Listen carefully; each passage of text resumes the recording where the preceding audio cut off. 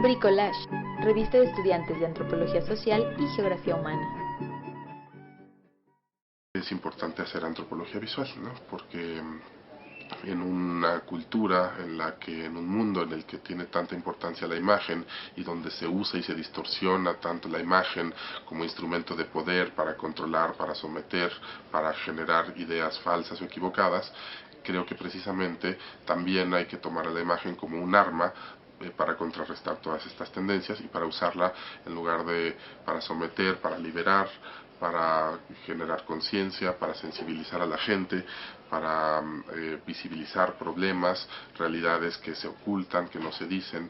Entonces creo que por eso es muy importante hacer antropología visual y ese es como el motivo principal por el que yo empecé a hacerlo, aunque no lo pensé primero y luego lo hice, sino que en realidad en mi trayectoria me encontré de manera fortuita y casual con la imagen.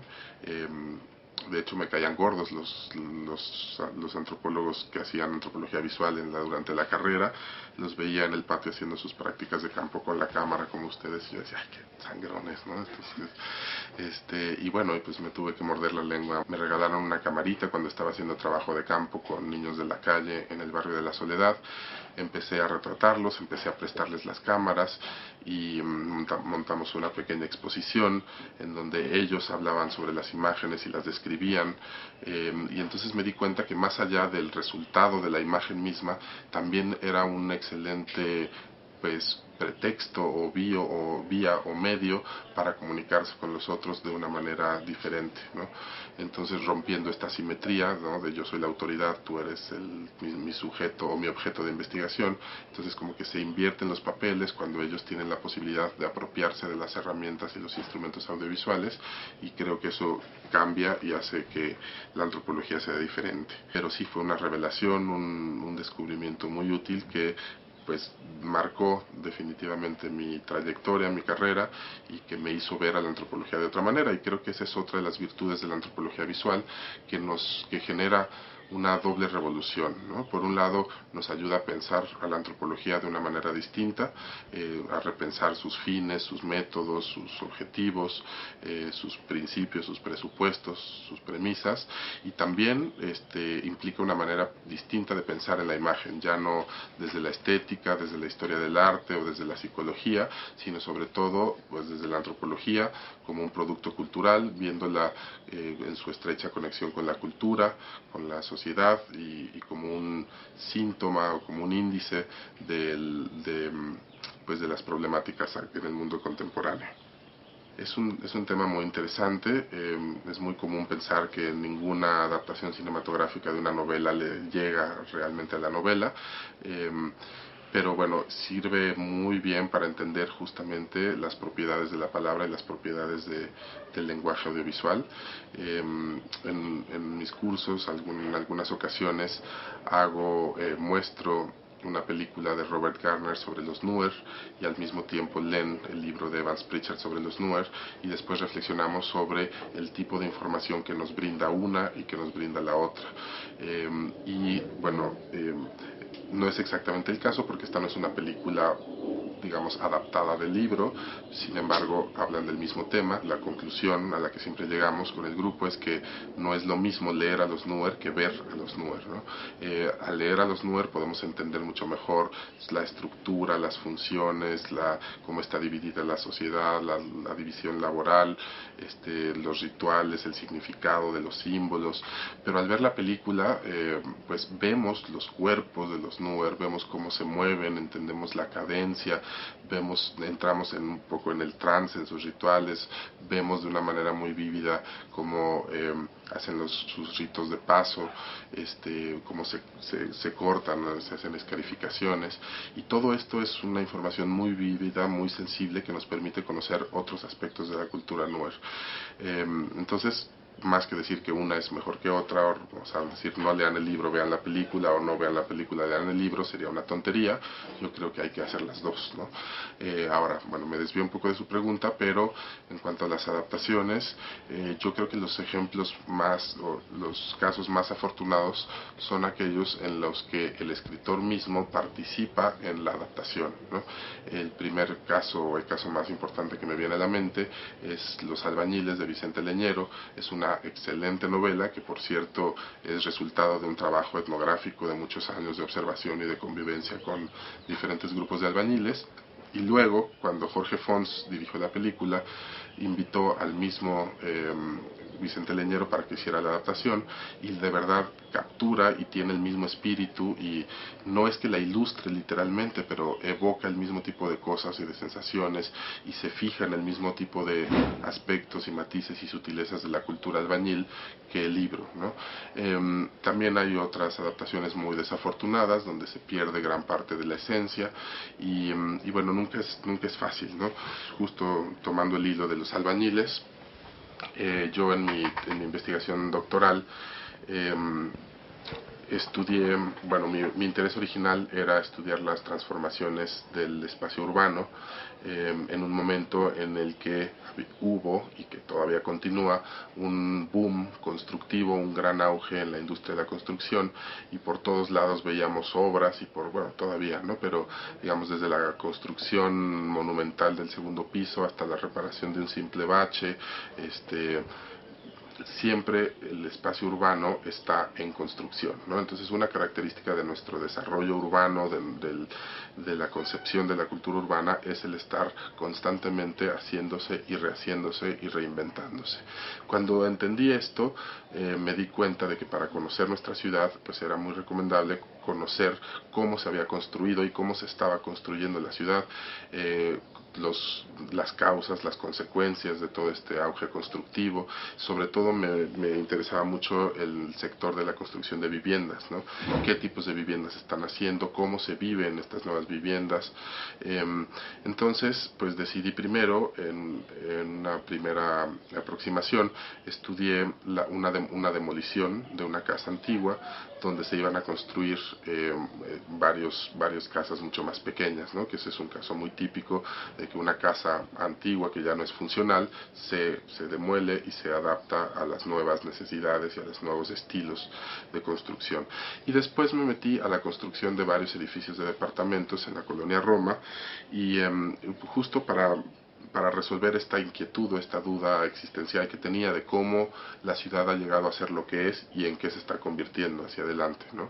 Entonces, mi intención era ser testigo, documentar paso a paso el proceso de transformación de un lugar determinado. Bueno, y en un principio mi interés era retratar y entender a todos los actores involucrados en estos procesos constructivos, desde los políticos, las autoridades delegacionales de la Ciudad de México, los arquitectos, los ingenieros, los maestros de obras, los albañiles, los compradores de esos departamentos, ¿no? O sea, tratar de entender todo el universo, todos los actores, toda la cadena de actores involucrados.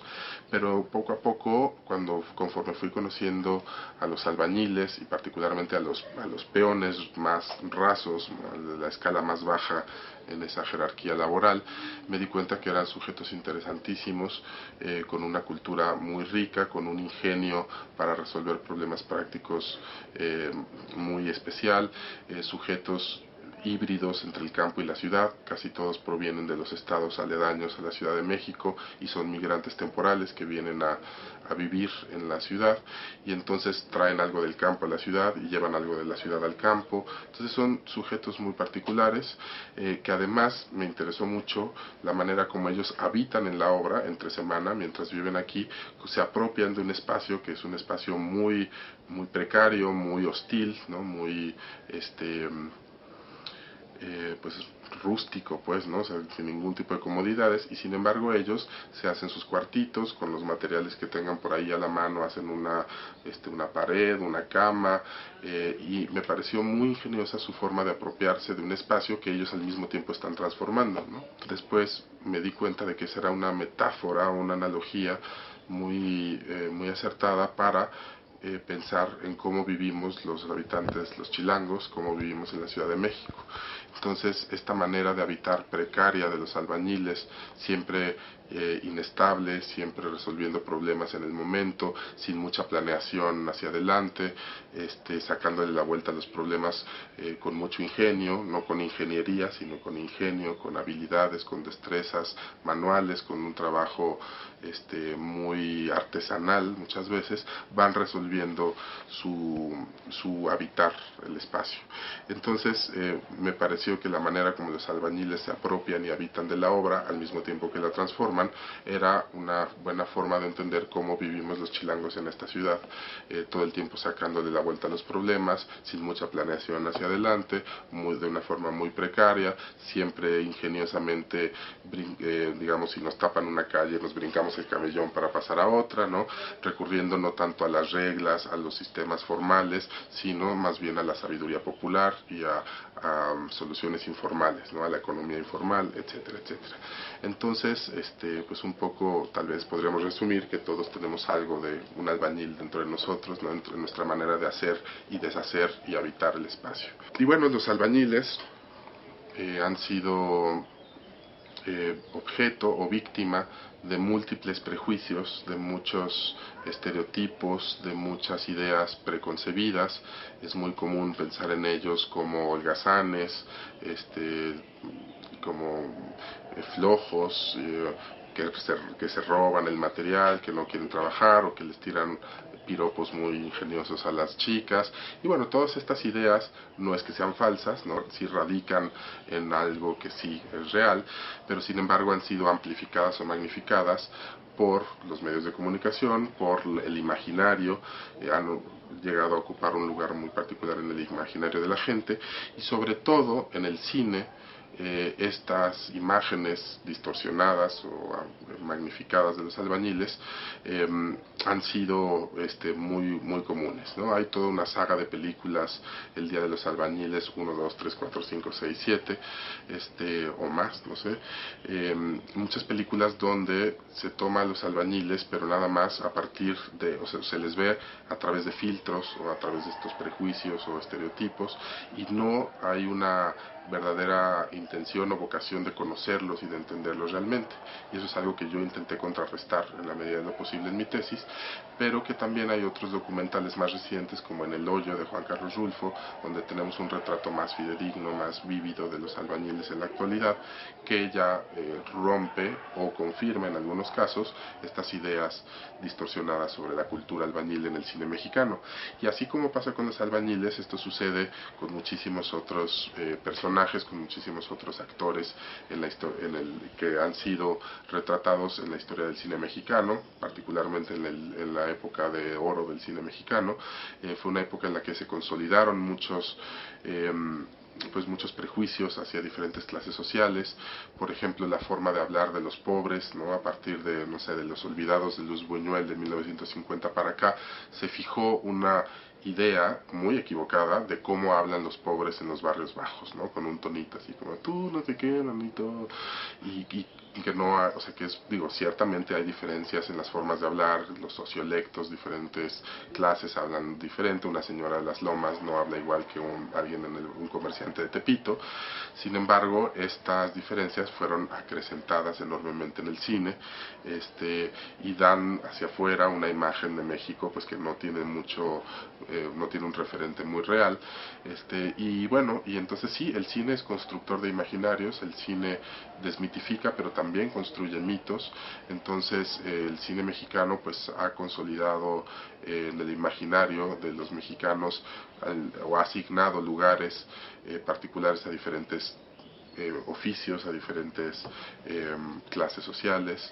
Y entonces, bueno, pues para entender muchas veces la cultura, además de ir a la realidad y además de hacer etnografía directamente, también es importante entender las representaciones visuales, las representaciones cinematográficas o a través de diferentes disciplinas artísticas, cómo se han representado esos fenómenos que a nosotros nos interesan y cómo han, digamos, trascendido en el imaginario de la gente y cuáles son las ideas que el común de las personas tienen sobre ese problema, sobre ese determinado grupo. Entender el imaginario, entender las representaciones es también una parte fundamental de hacer antropología y es algo para lo que la antropología visual también nos prepara y nos puede aportar mucho, ¿no? Finalmente, creo que en el cine mexicano, particularmente en el cine documental, atravesamos por un momento muy importante que responde a algunos fenómenos o transformaciones transversales que han sucedido, que han acontecido a nivel global. La revolución de la imagen digital, por ejemplo, ha generado cambios muy importantes en cómo se hace el cine, cómo se consume el cine, quiénes lo ven, quiénes lo hacen, cambios radicales muy importantes. Pero también ha generado o ha permitido una explosión o una proliferación de producciones más independientes, al ser más accesibles las cámaras, al ser más barata la tecnología audiovisual, ha roto, digamos, la dinámica de que para hacer una película tenías que tener un presupuesto millonario y tener como todo un equipo que te ayudaba. Ahora pues cualquier cámara es un celular y cualquiera que tenga algo importante que decir lo puede hacer, digamos, con recursos más o menos a la mano.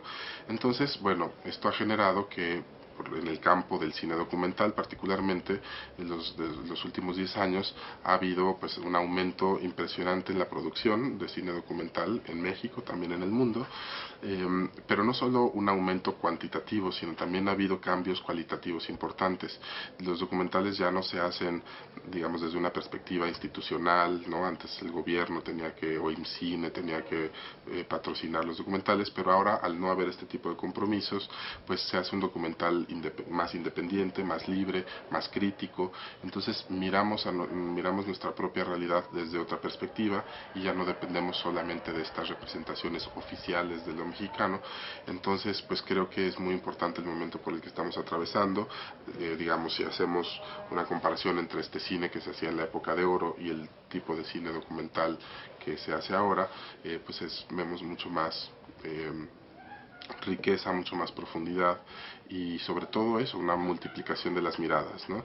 La realidad es muy compleja, muy rica, muy diversa como para ser filtrada o vista a partir de pocas miradas, ¿no? Entonces esta explosión de las miradas y de las voces ha hecho que pues tengamos muchas más referencias, muchas más fuentes para aproximarnos a los fenómenos que nos interesan, ¿no?